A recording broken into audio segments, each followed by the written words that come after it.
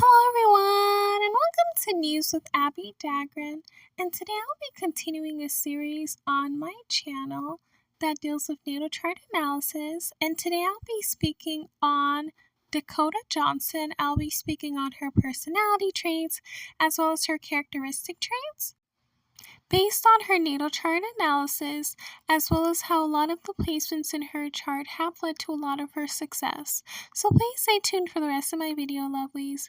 If you have not yet become a part of the Abbie Dagrin family, then please make sure you've hit that subscribe button and that notification bell so you know when I upload videos on the daily.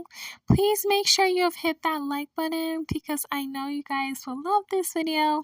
And last but not least, please make sure you share this video with everyone you know, whether it's your friends, your family members, your enemies, anyone who really loves Dakota Johnson, or anyone who really loves natal chart analysis. Also, please make sure you guys are supporting my Gaio Beauty store. It will be linked down below in the description box and you guys can purchase from the store.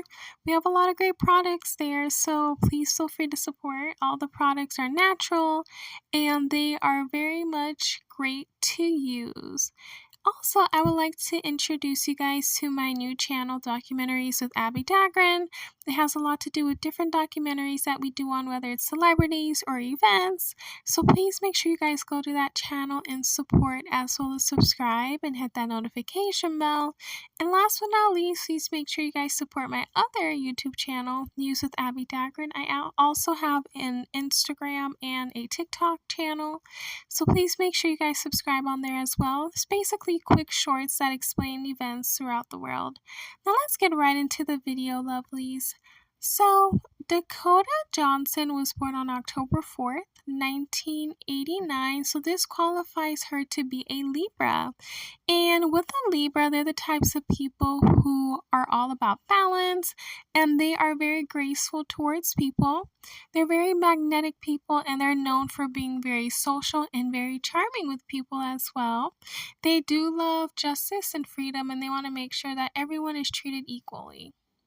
Up next would be her moon in Sagittarius. So these types of people are very charismatic, they're very optimistic and adventurous. They are very much the types of people who are very energetic, which makes sense because they're a fire sign. They love a good sense of humor and they are very honest people. They're freedom loving and they love adventures. They're very carefree. They're very open-minded and they're the types of people who have that go-getter mentality. Up next would be her Mercury in Virgo, and this is a great placement. She's someone who tends to be very clear with her communication, and she is very well spoken with her verbal expression. She's a very familiar type of person when she speaks. She's someone who's very analytical and detail-oriented, so she looks at small things and makes sure everything is perfect. And this is a very nice placement to have because Mercury is great in Virgo. Up next would be her Venus in Scorpio. Even though this can be a very difficult placement to have at times, they are very loving people and they're very passionate in their relationships. They love to focus on emotional depth. They're all about very strong commitment to their partners and they are very loyal in partnerships, relationships. They are the types of people who can be possessive at times and they want to make sure that their partner is under their control. So that's something she may need to work on. Up next would be her Mars in Libra. This is another placement that can be difficult for her, but it's okay because she can channel into her sister sign, which is Aries, which is great. She's someone who has assertive energy when it's channeled towards diplomacy, balance, and focus on her relationships. She's someone who has a desire for fairness and harmony, and she would put her energy, her Mars energy, into using that. Up next would be her Jupiter in Cancer, and this is such a great placement to have. So they automatically attract luck very easily. They attract it through good fortune, and they're able to use this luck to help not only themselves but other people. They're also the types of people who love to just have fun and love to explore and use their luckiness to get opportunities for themselves. Up next would be her Saturn in Capricorn. So even though Saturn is a hard placement, but having it in Capricorn is great because Capricorn is ruled by Saturn. So even though she may go through a lot of things, she does have that protection from Capricorn to know that regardless of that, she will always be protected by Capricorn or the Saturn placement in Capricorn and be able to accomplish her dreams with this Capricorn placement. This is where she channels her ambition and responsibility for herself. Up next would be her Uranus in Capricorn. And with this placement, she's all about planning for the future as much as possible, making her an automatic innovator. She's someone who loves to use practical solutions in changing society's attitudes towards customs, traditions, and authority figures.